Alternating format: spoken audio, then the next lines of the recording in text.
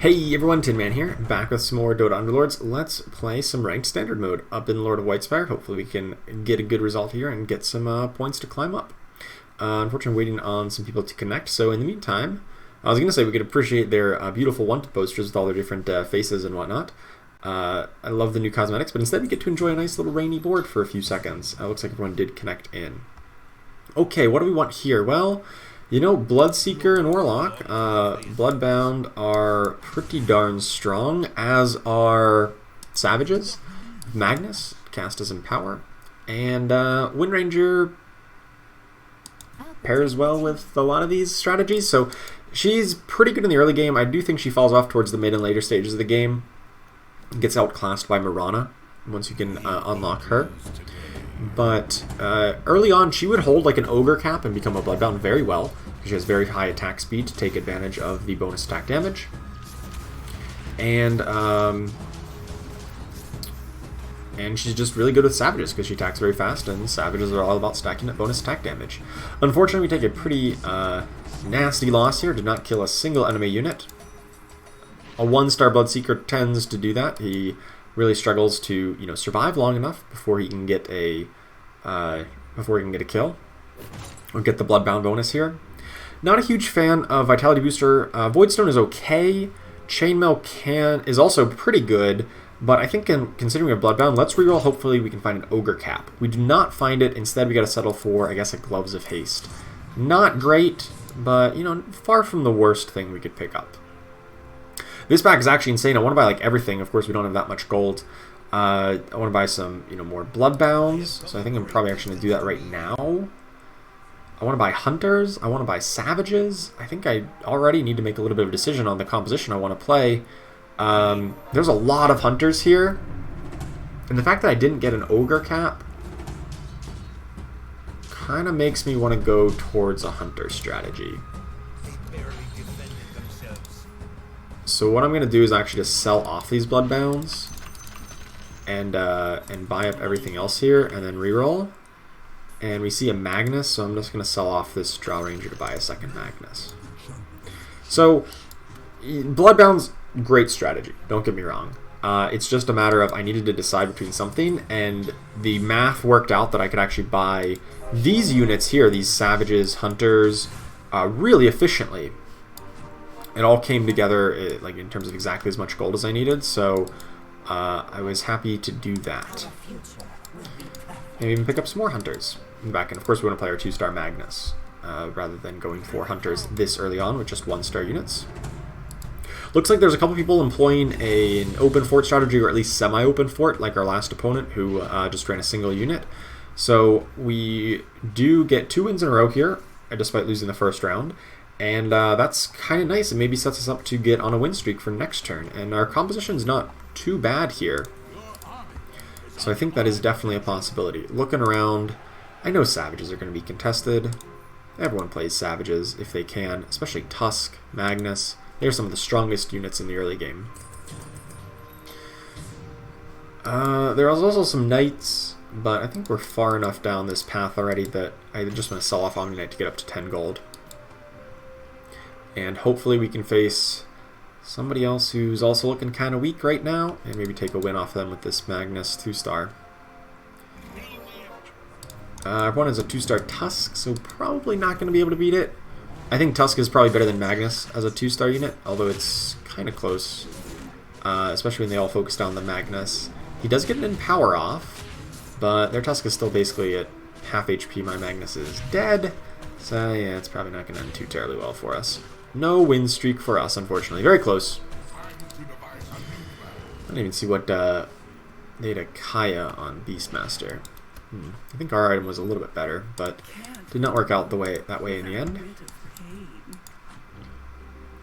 Just buy up everything, keep our options open, but probably just going to sell most of those off. Target Buddy is a pretty decent tier 2 item, but these other ones kind of stink. And I think with a reroll, we have a pretty good odds of finding like a premium tier 2 item like Vanguard. This gives you a lot of tankiness up front and is very good when you just need to have your units survive for a while to deal out their damage. We do find some more Assassins.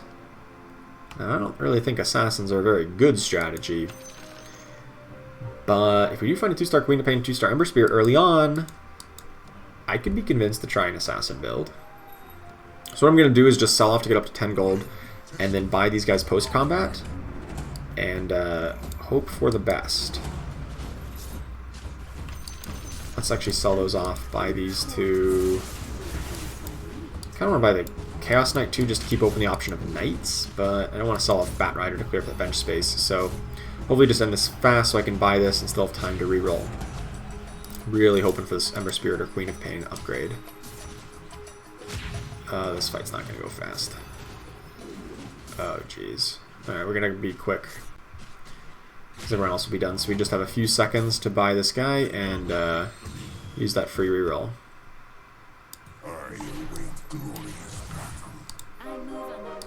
I found a Wind Ranger. And a Chaos Knight. Alright, I'll play the Chaos Knight. And I guess even play the Wind Ranger just because, you know, 2 stars and all. Probably sell off this Weaver to grab back up to 10 gold of interest. So yeah, well, we sold off the Omni Knight earlier, but maybe Knights are looking more and more appealing. We have like no alliance, or no like synergy here between these 3 units. Magnus and Wind Ranger can go towards a Savage build, and Chaos Knight really just goes towards a Knights build, or like a Bloodbound with like Luna or something like that. But so a little unsure about the exact direction this build is going to take. But we also have Assassins too, which nothing else we have got goes towards Assassins other than the Assassins themselves. And there's an Ember Spirit and a Storm Spirit. Spirit Mages might be a thing. There's a couple other people looking at it. I think I'm off the Beastmaster plan though. I just want to sell for interest. And then we'll buy the Ember Spirit post-combat. I think Assassins might be a thing. I don't know. I don't really have anything towards it, but no one ever plays Assassins. Maybe for good reason. Maybe because they stink.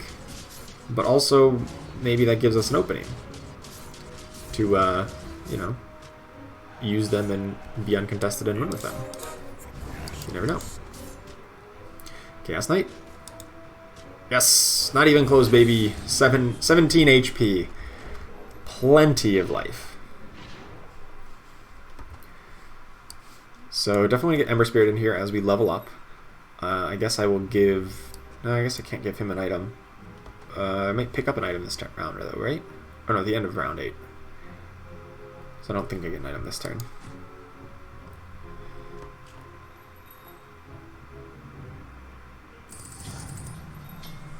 More spirits!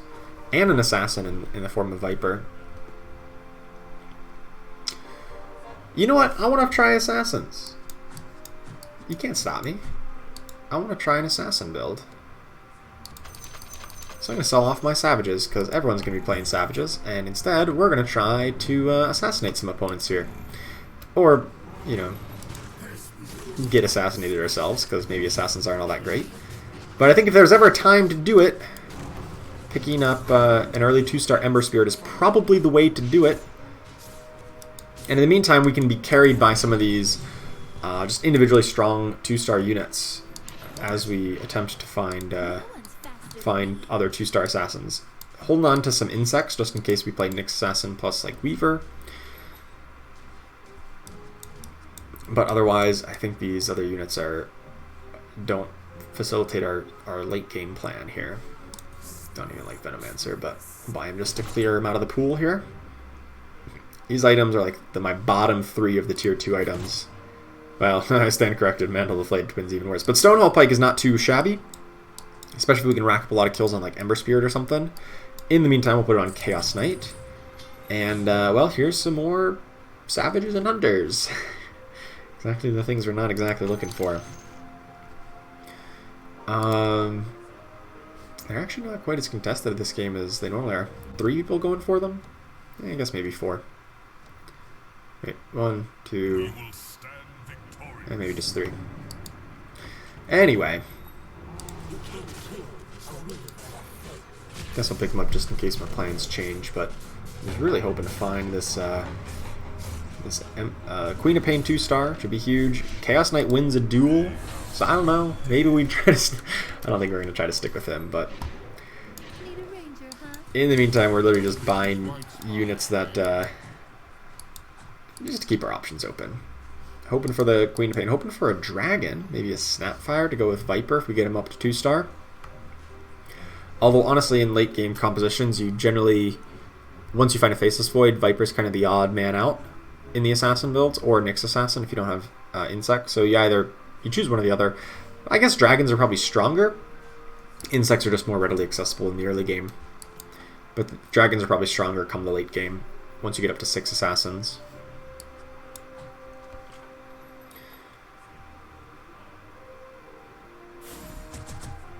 Alright, in terms of Assassin build, I do like Rabid Furball Eno. He just buys a whole lot of time with his all-out attack. And I think Rabid Furball Eno is just like a really good default Underlord that you pick a lot of times. Just, what build doesn't want an AoE stun for 2 seconds? Alright, I think I want to level up here, at least to 5, because we are, some people are getting up to 6. And, yeah, I'm just going to sell off for interest here. I guess I put in a Savage. It's probably our best bet. Just because, you know, we don't have any alliances. So maybe get an alliance. Who knows? Maybe that's a good idea. Whoever thought playing an alliance was a good idea in this game? I don't know. But I think they were onto something.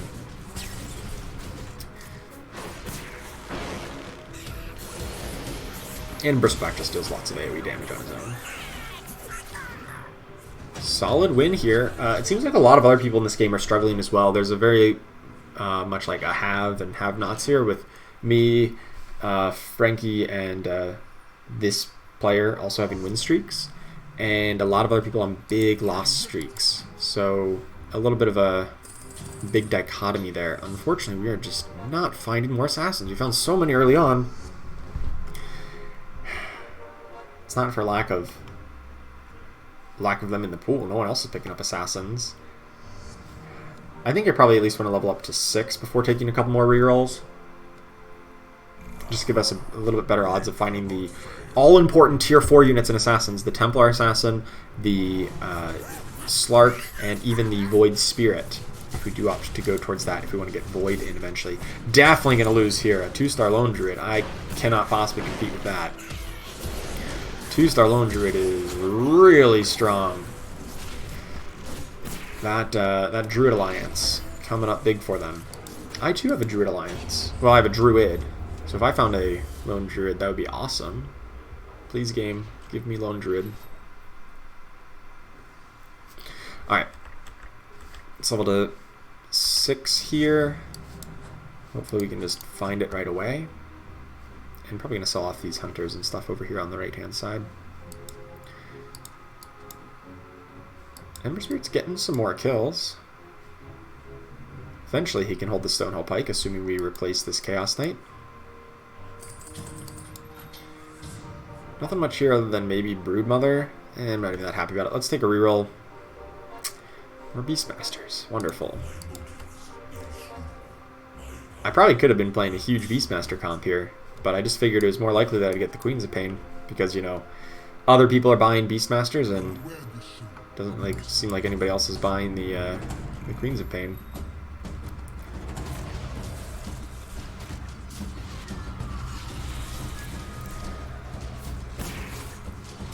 So not quite our best showing here. He does get his all-out attack.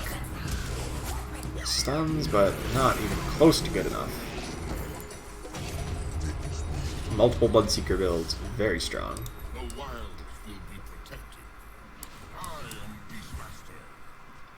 Alright, well, I guess we might hedge into maybe picking up Beastmaster since I guess we have the Wind Ranger.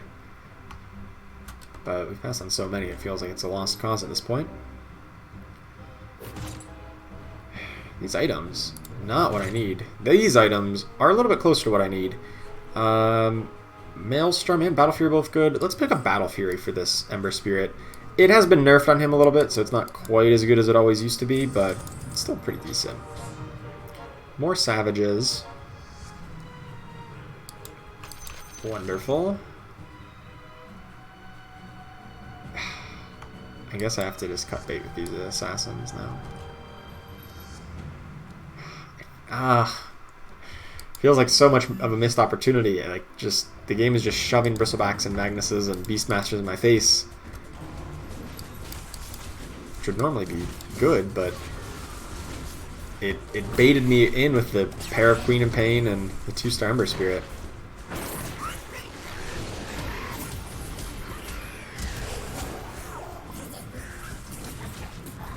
So I'll buy these post-combat here and then take our reroll.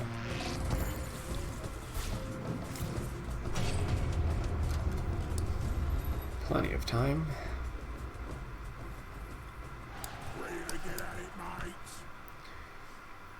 Next assassin, I guess, is another assassin.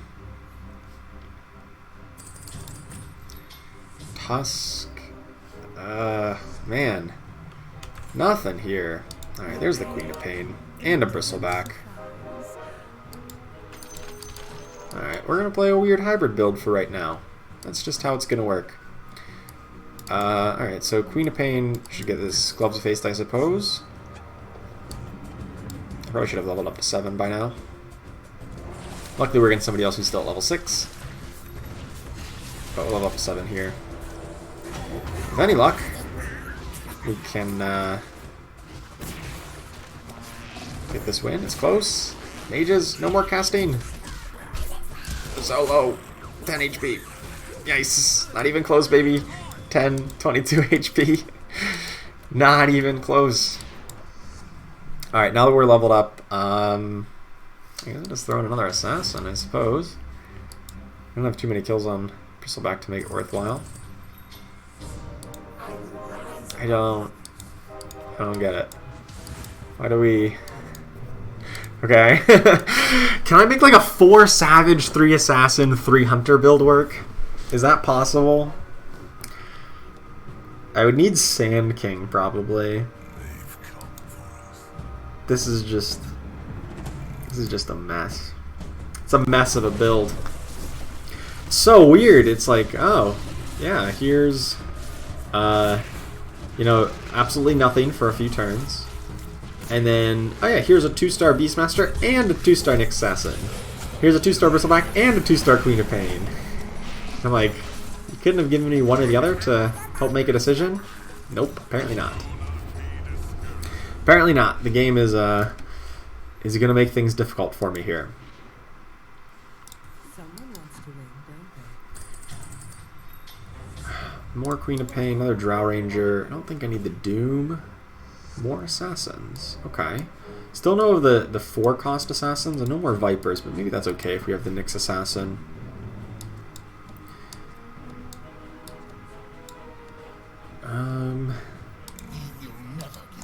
I don't even think I'd want to play Drow Ranger in any case, since I don't have a Heartless and don't really have a plan to get a Heartless in. Big Queen of Pain AoE, but will it be enough? Their Bloodseekers are still very much alive, so no, will not be enough. These fights go the way Bloodseeker goes. If Bloodseeker is still alive, then you lose. If Bloodseeker dies, you can win. This build, all about damage and very little on CC, so it's very hard to lock down Bloodseekers here. We can pick up a Crown of Antlers if we want to play Hunter combo. Alright, you know what? It's a weird build. Let's get weirder. Let's put Crown of Hunters on Queen of Pain. Why not? Yeah, pick up a Magnus, of course, because we're going to get a Lone Druid one day. Another Queen of Pain, sure. I'm just fully embracing the weird here. Alright, so now we're going to play like 3 Hunters, 3 Assassins, 4 Savages. That is the game plan. And yes, it's weird. Yes, we're going to make it work. So, as my next Assassin is probably not going to be Nyx Assassin. It's probably going to want to be like a late game Assassin. You know, one of the 4 or 5 costs. That would be ideal, I think. And of course we're looking for a Lone Druid because we already have the Druid bonus. And of course we're looking for Savages, so that would be nice. Just going to level up to 8 here and at least get in another Queen of Pain for the moment. So yeah, I've seen weirder builds, but very few of them. So we're in uncharted territory here, but I have confidence that we can make this work. There's a Slark. That's kind of a late game assassin. Slark would go well with a Hunter hat. Probably don't need the Viper though. I think we're getting rid of the Vipers.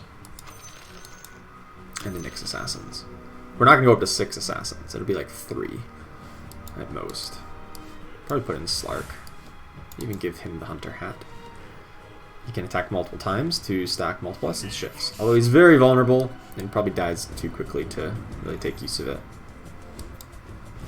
Up against the Phantom of a mage opponent, this is not looking good. Considering I have no defensive capabilities and all my guys just die in a Disruptor ult. My Queen of Pain did not get to cast. So that's unfortunate.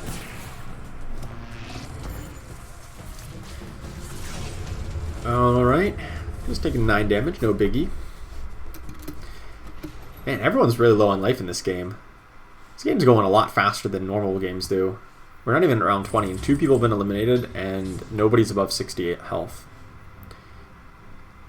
There's a Tide Hunter and a Lycan. I feel like I'm just... Okay, there's a Faceless Void, actually. That is so much better.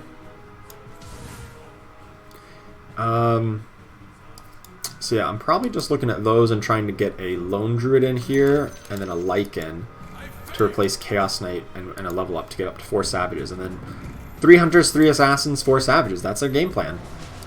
Is it a good game plan? No. Is it a game plan? Debatable. It's something that I can say out loud that this is the strategy we're trying. That does not mean it is a coherent plan. We have no way of dealing with Bloodseekers, which is a big problem because one of our opponents is running Bloodseekers. Normally, that when you say just one opponent's running that, it's not that big of a deal, but in this case, it certainly was. There's a Mirana, which is definitely better than like Windranger in the late game.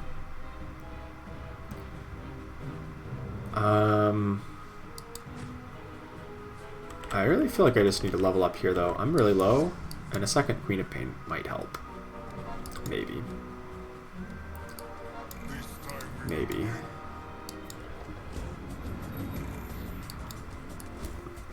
Post-combat here, I might just sell the Windranger to grab the Mirana.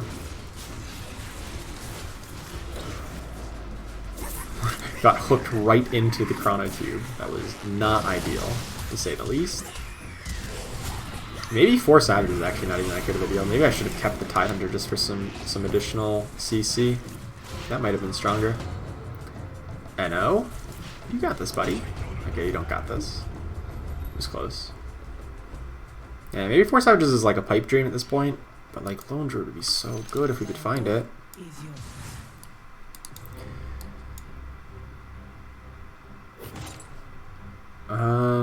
Butterfly?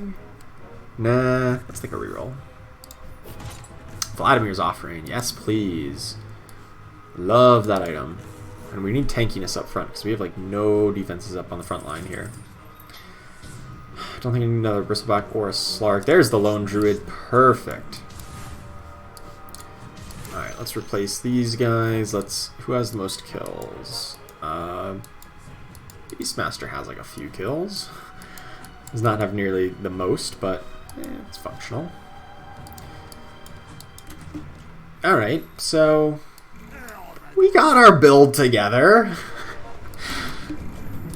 he says with no confidence at all. I was really hoping in that last roll that we could have got like a refresher orb for the Lone Druid that I didn't know we were going to get, but I was hoping that we were going to get. So, yeah. This is kind of coming together. I think we still take a loss here, but it's narrow losses. And with how fast this game is going between everybody else, I think we're going to at least pull out a top 3 out of this. Maybe. We need this person to take a big chunk here. They, in fact, win. They don't take a big chunk. Darn it. Alright. I'm going to give Lone Druid this Vladimir's offering instead, just because he's going to be, I think, a better position in most cases to make use of it. I really don't think it's realistic I get any of these guys up to 3-star. Sand King is probably just better than Lycan here at 1-star. I'm actually just going to sell these off because I don't think they're going to work. There's a 2-star Mirana. That is huge. Let's give her the Gloves of Haste. I don't think it's very realistic if we get a lot of those units that we just had pairs of up to 2-star. They've got a 3-star Lone Druid with Vlads. That is much better than my 1-star Lone Druid with or 2-star Lone Druid with Vlads. Our assassins are not nearly going to make up for this. I think this may be the end of our story here. I don't even know what story it was, but it was something. Wait, hold on. Hold on a second. We're winning this? I don't know who this is in the back line. Visually bugged. I guess that's my Ember Spirit? Sure! We got away with that one! I don't know how, but I'll take it. I thought we were losing for so hard, but I guess Ember Spirit was in the back line and he visually glitched out and I didn't actually see that he was there. Queen of Pain is still possible to upgrade. There's the Lone Druid upgrade. Alright, we'll just sell off the Magnus. Boom! Okay, we do have a 2-star Lone Druid now. So you're saying there's a chance. I think this is a build. It's not a very like consistent build or very, you know, one that I would draw up and say, yes, that is what I want to play every game. But, you know, considering how this game went, I'm kind of okay with it. Chrono Cube was not great for us. It stunned most of their backline and chained right into Enno's stun. Mirana's still going strong. Oh my goodness. I think this is carried on the back of the Hunter and the Savage parts, and not so much on the Assassin part. But then I look at Ember Spirit as top DPS, and Faceless Void also pulling some good weight. Queen of Pain would have, but she got messed up pretty hard there. I'm actually gonna. So one problem in that last fight was that Queen of Pain didn't jump to their backline, and so her scream didn't like hit anybody. And so the reason that happened was that she was on the left-hand side, so that people could like walk forward before she got a chance to like move initially. Did I just miss a Faceless Void last pack? I feel like I might have. But so if I put her over on the right-hand side in front of most of my units, then she's going to jump because nobody can walk forward to get into her attack range right away before she has a chance to leap because there's people in the way. Whereas on the left-hand side, they might like walk forward 2 steps and then she attacks, and that's not ideal here. Queen of Pain does get her cast off. Big Chrono Cube lets all of my backliners get a few extra seconds of respite. Chains right into Enno's all-out attack. This is exactly how we draw it up. This is the combo that I was totally going for the whole time, was Chrono Cube and Enno's all-out attack to get the win on this round. Sweet, made it into top 4. I don't know how. Your guess is as good as mine, but it did end up working. I think actually I want to put Faceless Void up on the front lines, and because I want some people to like initially target him, and then he's going to leap into the back, and hopefully he's taking a couple points of damage as he's like, you know, before he does his leap, and then he gets his cast off like really quick. And Moon Shard, always a great item. Slap that on the Mirana, and move close face back to the Queen of Pain. There's a Faceless Void, and there's the Queen of Pain. Okay, 3-star Quap. I still think she just wants the Gloves of Haste and not. Actually, hold on. Maybe I do give this to her and move her up closer to the front so that she doesn't jump, and then she just like casts really fast or like auto attacks really fast in the front, and then does her scream on everybody who's stuck up in the front line before jumping. This maybe keeps her alive longer, and she's right in their way of a Tide Hunter. So that kind of stings. Not the worst though. Queen of Pain jumps into the back line, does a big scream, hits everybody, and then just starts one-shotting people. And an Aegis. That might hurt us, but she gets another scream off. She's still basically at full life. And yeah, I think she's going to clean up here. Oh yeah. Nice. Nice. Queen of Pain, top damage. Looking good here. Alright, just need a Faceless Void, and we are good to go. I got, what, 2 rerolls for a Faceless Void here? No such luck. Being said, most people have some kind of tanky frontliners here, so I might move this Void slightly off to the side. Maybe not do his stun right in the middle of my team. Yeah, see, this way some people will initially target him, and then he gets silenced. Not ideal, but, you know. I don't know what silenced him. Did they have a Bloodthorn, maybe? That might have been it. Big all-out attack. Queen of Pain hopefully kills off this Luna real quick, and we knock him out. Not too shabby. I don't know what this build is, but it's my build, and we're making the most of it. Opponent has a 2-star Tidehunter with Refresher Orb. So, that's going to be a struggle. Alright, got nothing. Wait, actually our positioning is really good against this. In all honesty. I do want Queen of Pain to jump against this lineup, I think. Alright guys, here's the plan. Yeah, let's see. I think Faceless Void will get us cast off like instantly. Unless they have they don't have a Bloodthorn. Oh, unfortunately Queen of Pain leaped in right at the same time. I thought he was supposed to teleport them out. That was actually huge. Queen of Pain did nothing. Oh no. That was horrible. I thought I'd line it up so that I would get the Chrono Cube, Queen of Pain would jump into the back, do her big AoE. I don't know what happened there. Did she like...